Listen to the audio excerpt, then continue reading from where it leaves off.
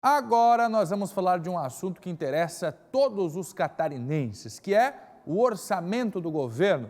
Você que é servidor público, você que depende da área da saúde, você que é estudante em Santa Catarina, você que está na Universidade do Estado de Santa Catarina ou ainda trabalha na Justiça catarinense, isso interfere na vida de todos nós.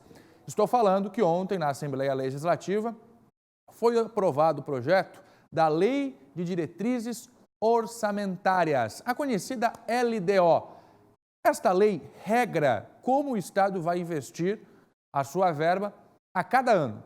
A que foi aprovada ontem vai indicar como o governo vai usar o dinheiro no ano de 2020. Até aí, tudo certo. A lei da LDO foi aprovada, o governo já tem a sua receita base de como vai ser o investimento em 2020, só que tem um detalhe.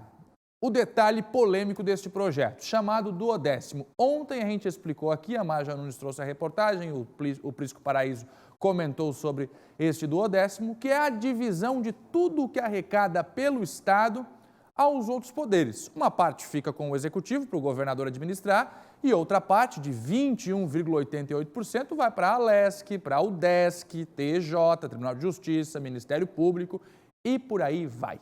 É que o governo colocou no projeto da LDO o seguinte: vamos reduzir em 10% o que é repassado aos outros poderes. Depois de uma longa discussão, o governo Carlos Moisés teve uma derrota na Assembleia Legislativa e o duodécimo vai continuar do jeito que está, sem a redução. A gente vê agora na reportagem.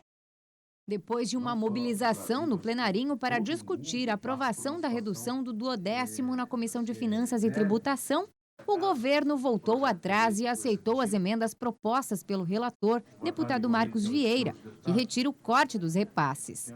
Imperou o bom senso. O bom senso é todos sentarem ao redor de uma mesa, conversarem, acordarem e aí sim ver o que se vai fazer com as sobras dos recursos dos poderes e demais órgãos. O duodécimo é uma projeção das receitas do Estado que são repassadas para órgãos como o Ministério Público, Tribunal de Justiça, Tribunal de Contas, Assembleia Legislativa e o DESC. A proposta do governo era diminuir em 10% o valor que hoje é de 21,88%. E com isso, gerar uma economia estimada em 400 milhões de reais. O governo admitiu que a forma como o projeto do duodécimo estava formatado não era mais adequada e, por conta disso, liberou o voto para que a Lei de Diretrizes Orçamentárias fosse aprovada com recomendações do relator e seguisse para a votação no plenário. A LDO de 2020 foi aprovada com 31 votos a favor e 7 contrários. Nós ainda acreditamos que há sobras nos poderes, nós ainda acreditamos que essas sobras devam integralizar o Tesouro para a execução das medidas necessárias no Poder Executivo, mas nós admitimos que a forma como estava sendo gerida talvez não fosse a forma mais adequada. Os duodécimos foram uma conquista histórica, que demoraram muitos anos, houve muito esforço para se chegar a esses percentuais.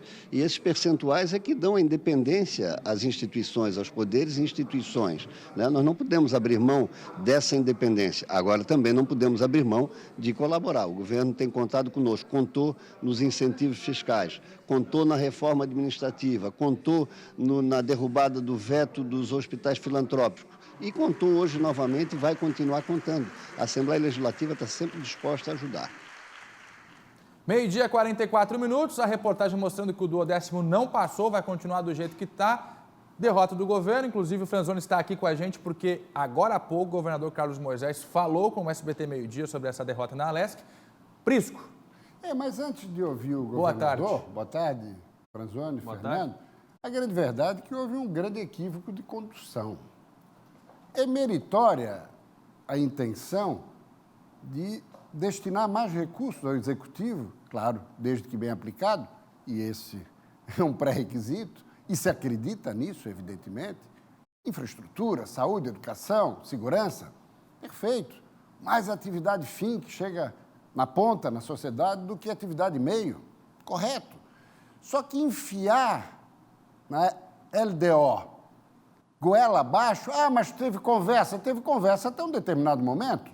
Depois, faltou uma última conversa com os representantes dos poderes, que acabou não ocorrendo, mas mesmo assim o governador colocou na LDO, ele poderia ter mandado a LDO sem o corte no 12º e proposto um grande diálogo, uma grande conversação para, num projeto específico, tentar mudar essa realidade, ouvindo o Judiciário e o Ministério Público, que tem demandas maiores e que, se o corte fosse efetivado, comprometeriam serviços à sociedade, ao contrário da Assembleia e do Tribunal de Contas, que já normalmente dá sobra e são os recursos devolvidos ao Executivo. E o governador fez também uma articulação direta com a UDESC, que estamos cortando aqui, mas vamos recompor ali. Então, não foi um encaminhamento claro, transparente, cristalino.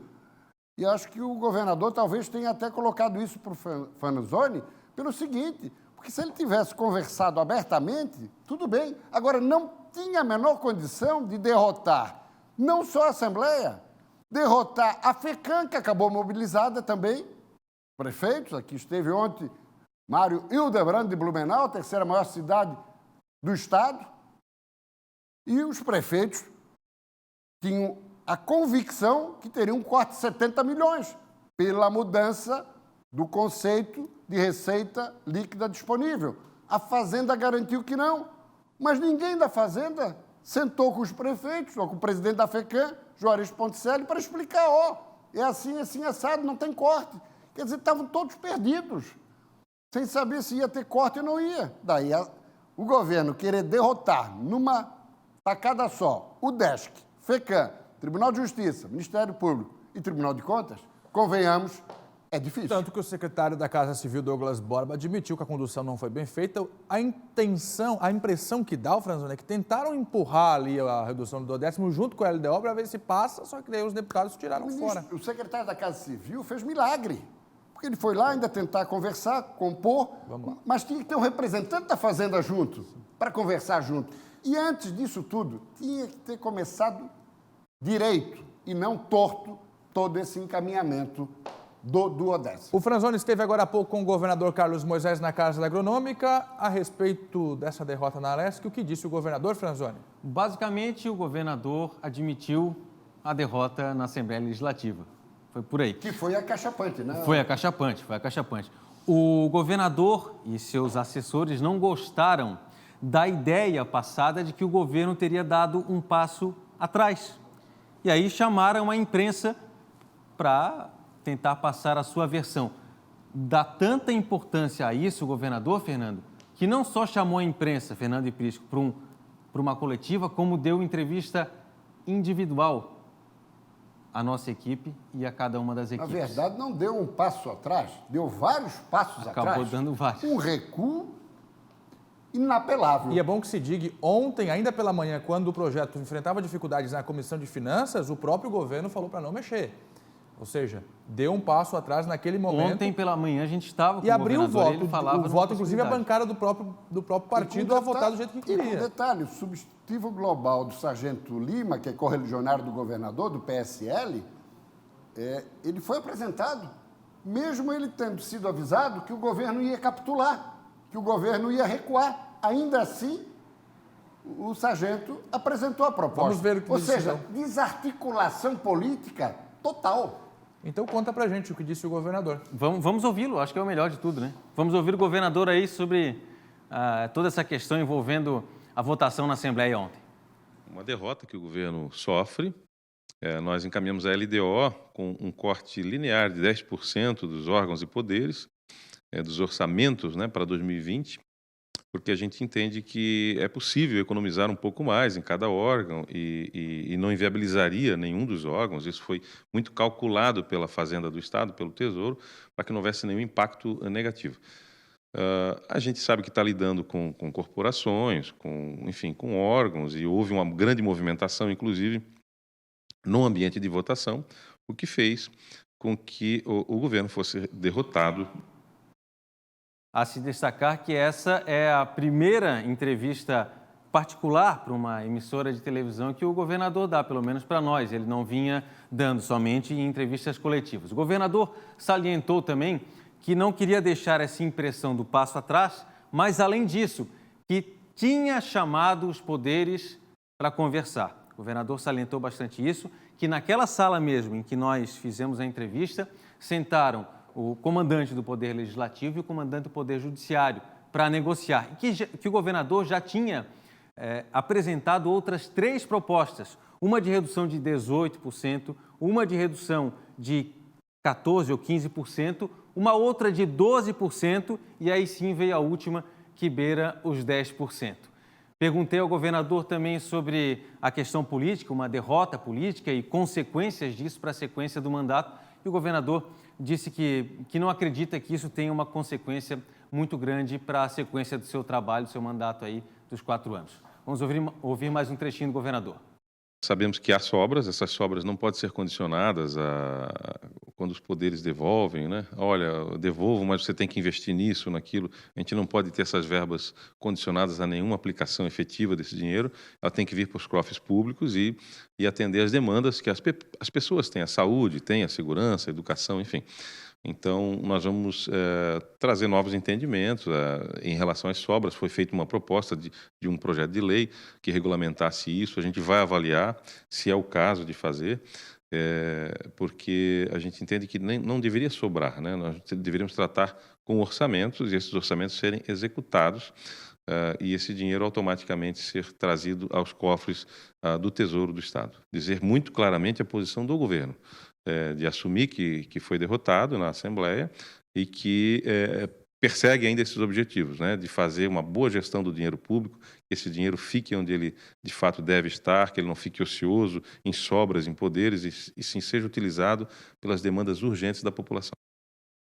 Esses foram os pontos altos da entrevista. O governador falou um pouco mais, mas a gente destacou os 2 principais pontos e talvez o mais interessante, Prisco e Fernando, seja o fato de ter admitido a derrota na Assembleia. Uma demonstração de humildade.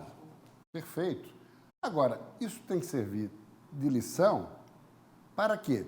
Para o governo começar a se articular de maneira mais efetiva com os parlamentares e também, na questão específica, com os poderes. Ninguém tem dúvida que o governador Carlos Moisés é um homem de bem, é um homem sério, que quer acertar. Perfeito. Agora, aquela colocação de que já tínhamos uma avaliação de que não causaria prejuízo aos poderes, não pode ser decretada pelo Executivo sem o entendimento com os demais poderes. Os próprios poderes consideram louvável mais recursos para o Executivo para as atividades fins, mas é necessário um diálogo. Se esse diálogo não foi encerrado, o governador não poderia ter imposto esse corte na LDO sem um entendimento prévio. Daí acabou dando no que deu. E que se registre. Em poucos estados existe esse tratamento dispensado a Santa Catarina e aos demais poderes. Isso ocorre mais nos estados do Sul. Em vários estados, a Justiça já derrubou esse percentual fixo aos poderes.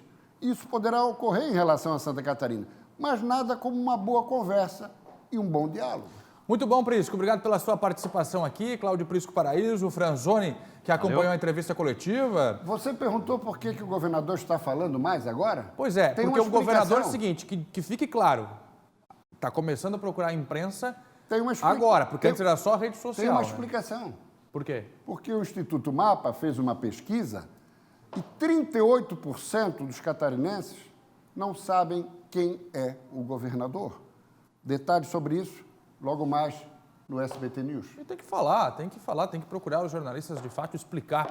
Agora, o próprio presidente da Alessia aqui disse à repórter Graziano Bialy que o Legislativo apoiou o governo em outros projetos. E é verdade. É verdade. Isenções fiscais, reforma administrativa, não é isso? Isso. E tentaram passar o 10º, mas agora, goela abaixo, realmente não é nada agradável, né? Prisco, obrigado. Okay. Até logo mais à noite. O Prisco volta no SBT News com a Eudiane Silva com mais da política catarinense e nacional. E obrigado, Franzoni. Parabéns pela entrevista com o governador. Entrevista exclusiva. Exclusiva, né? É, olha aí. Ó. Muito bom.